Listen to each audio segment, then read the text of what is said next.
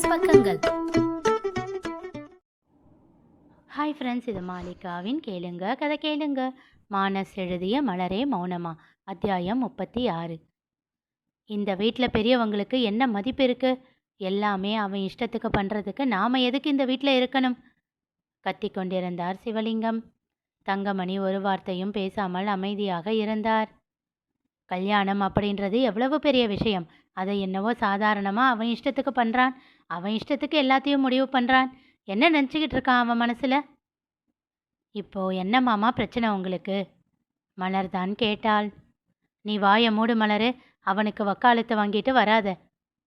அவர் என் புருஷன் மாமா. அவருக்காக நான் தான் பேசுவேன். தெரிஞ்சோ தெரியாமலோ இந்த கல்யாண விஷயம் நடந்துருச்சு. நீங்கள் எல்லாம் எப்போ அந்த பொண்ணை ஏற்றுக்கிறீங்களோ ஏற்றுக்கோங்க. அது வரைக்கும் மாமா தானே அவளை பார்த்துக்கணும். அவரோட பொறுப்பில் தானே அவளை இந்த வீட்டுக்கு கூட்டிகிட்டு வந்தார். செந்தில் மனசு மாறி அவளை ஏற்றுக்கிற வரைக்கும் அவளுக்கு எல்லாத்தையும் மாமா தான் பார்க்கணும். அதில் தப்பு இருக்கிற மாதிரி எனக்கு தெரியலை.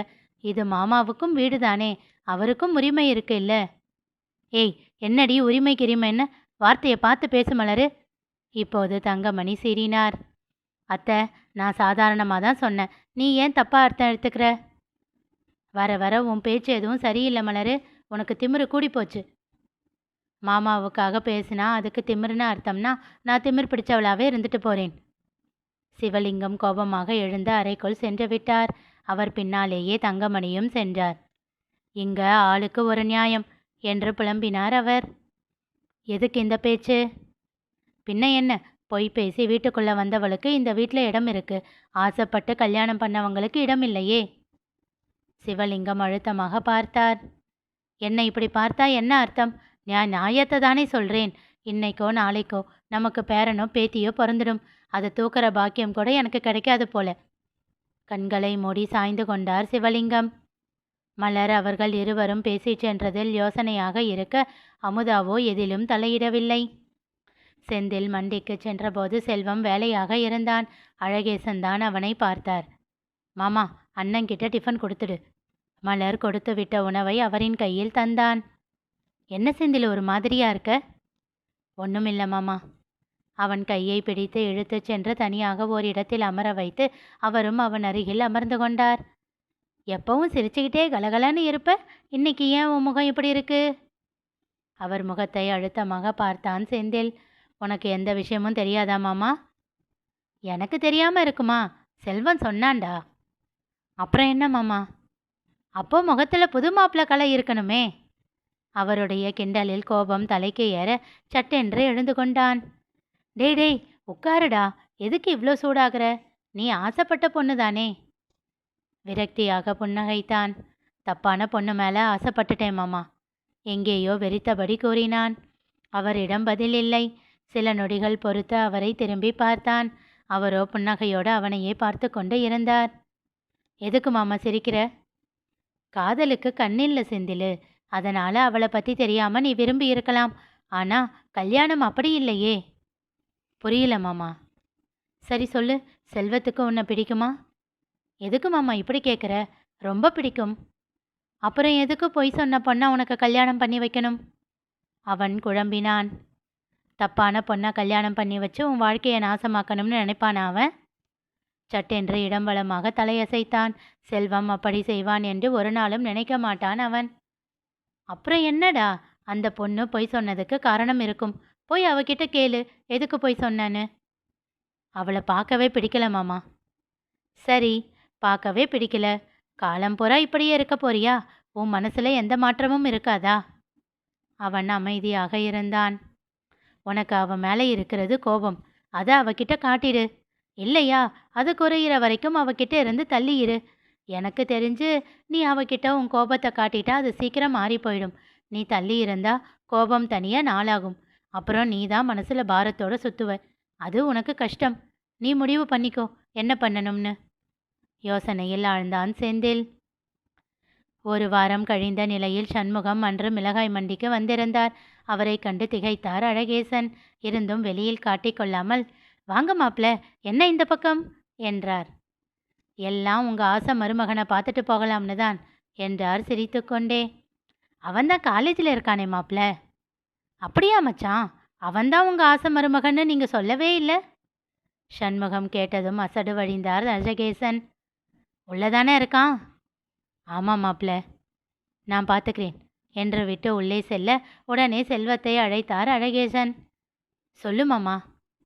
உன் சித்தப்பா உள்ளே வந்துகிட்டு இருக்காருப்பா. இங்கேயா? திகைத்தான் அவன். அழகேசன் பதில் சொல்லும் முன் அவர் கையில் இருந்து ஃபோனை பறித்தார் சண்முகம். ஆமாம்ப்பா, இங்கேயே தான், எங்கேயும் போகாத. எத்தனை நாள் தான் என்கிட்ட இருந்து தப்பிச்சு ஓடி ஒளிஞ்சுக்குவ? அங்கேயே இரு, வந்துடுறேன் என்று விட்டு அழைப்பை துண்டித்தார். புன்னகையோடு செல்போனை தன் மச்சானிடம் தந்துவிட்டு உள்ளே சென்றார். செல்வத்தின் எதிரில் சென்று அமர்ந்தார். அவனோ தலையை குனிந்தபடி அமர்ந்திருந்தான். அப்புறம் ஒரு வழியா ஒரு வாரம் கழிச்சு உன்னை பிடிச்சிட்டேன். அப்போதும் அவன் நிமிரவில்லை. என் மகன் கேட்டான்னு அன்னைக்கு அவன் ஆசைப்பட்ட படிப்புக்கு என்னை கேட்காமலேயே ஏற்பாடு பண்ண. இன்னைக்கு கல்யாணத்தையே பண்ணி வச்சிருக்க. இதுவும் என் பையன் ஆசைப்பட்டு கேட்டானா? அப்போதும் அவன் பதில் பேசவில்லை. எதுக்கு இப்போ தலையை குனிஞ்சு உட்கார்ந்திருக்க? பதில் சொல்லு செல்வம். சித்தப்பா, நான் பண்ணது தப்பு தான். அப்படியா? அவரின் கிண்டலான கேள்வி சுருக்கென்று தைக்க சட்டென்று அவரை நிமிர்ந்து பார்த்தான். அவர் முகத்தில் தெரிந்த வலி அவனை உயிரோடு கொன்றது. ஏன் செல்வம், நானும் அமுதாவும் ஒரு அப்பா அம்மாவா இருக்க தகுதி இல்லாதவங்களா செல்வம்? அதில் மொத்தமாக உடைந்து போனவன் தன் கண்களை இறுக மூடிக்கொண்டான். ப்ளீஸ் சித்தப்பா, என்ன 4 அடி கூட அடிச்சுக்கோங்க. ஆனால் இன்னொரு வார்த்தை இதே மாதிரி பேசினா செத்தே போயிடுவேன் சித்தப்பா. அழுகையை செச்சில் கொட்டி விழுங்கியபடி உடைந்த குரலில் கூறினான். சில நிமிடங்கள் அவரிடம் அமைதி. கண்களை திறந்து அவன் அவரை பார்க்க, அவரோ கலங்கிய விழிகளோடு ஜன்னலின் வழியே வெளியில் வெறித்து கொண்டிருந்தார். எழுந்து அவர் அருகில் வந்தவன் அப்படியே மண்டையிட்டு அவர் உள்ளங்கையை அழுத்தமாக பற்றி கொண்டான். சித்தப்பா.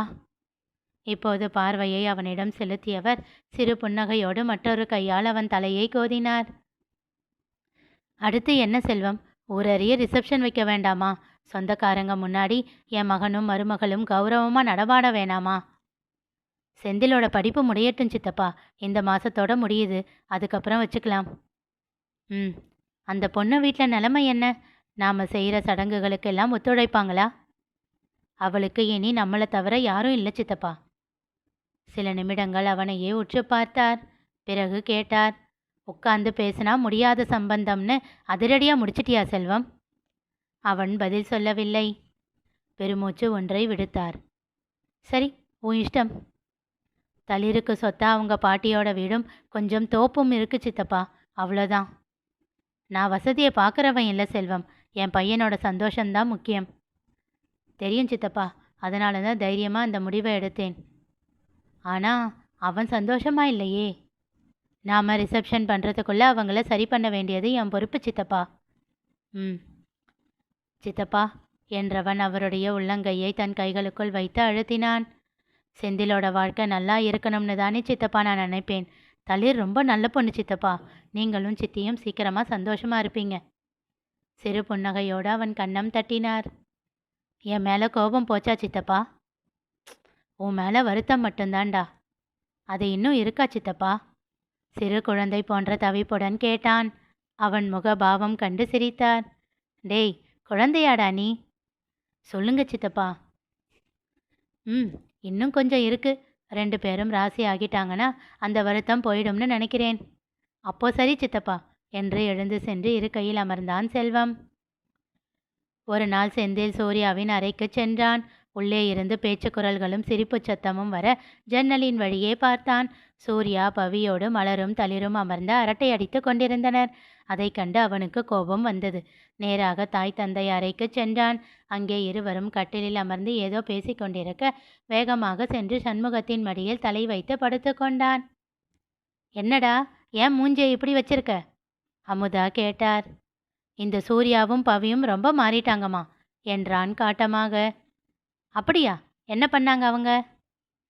முன்னெல்லாம் இங்கே உட்காந்து நாம் எல்லாரும் எவ்வளோ ஜாலியாக பேசிக்கிட்டு இருப்போம். இப்போ பாரு, இந்த ரூம் பக்கமே வர்றதில்ல. அவனை முறைத்தார் அமுதா. எதுக்கு மம்மி இப்போ இப்படி முறைக்கிற? 2 நாள் முன்னாடி எல்லாரும் இங்கே கூட்டமாக உட்காந்து பேசிக்கிட்டு தான் இருந்தாங்க. நீ வந்து முறைச்ச, அதில் பயந்து தளிர் இங்கே வர்றதில்ல. அதனால் பவி ரூமில் இல்லை சூர்யா ரூமில் உட்காந்து கதை பேசுகிறாங்க. அப்போது தப்பு ஏன் மேலே தான்னு சொல்கிறியா? இல்லையா பின்ன? சூர்யாவும் பவியும் இருந்தால் நான் என்ன சொல்ல போகிறேன்? அப்போ தளிர் இங்க வரக்கூடாது, அப்படித்தானே? அவன் பதில் சொல்லவில்லை. பதில சொல்லுடா. ஆமா, அப்படிதான் வச்சுக்கோங்க. அவ வந்ததுக்கு அப்புறம்தான் அவங்க மாறிட்டாங்க. என்கிட்ட கூட அதிகமா பேசுறதில்ல. எல்லாம் அவளால தான். அமுதா ஏதோ கேட்க வர அவரை நிறுத்தி கேட்டார் சண்முகம். அப்போ அந்த பொண்ணை வீட்டை விட்டு அனுப்பிடலாமா? அவன் பதில் சொல்லாமல் அவர் வயிற்றில் முகத்தை புதைத்து இறுக்கமாக கட்டிக்கொண்டான். அவன் முதுகில் செல்லமாக அடித்தார் அமுதா. கேட்குற கேள்விக்கு பதில் சொல்லுடா. அவ நல்ல பொண்ணு இல்லம்மா. அமுதா சிரிப்பை அடக்க சண்முகமோ சிரித்தே விட்டார். டாடி என்றான் கோபமாக முகத்தை நிமிர்த்தாமலேயே. சரிடா, நான் டைரக்டாவே கேட்குறேன். தளிர் உனக்கு வேணுமா வேணாமா?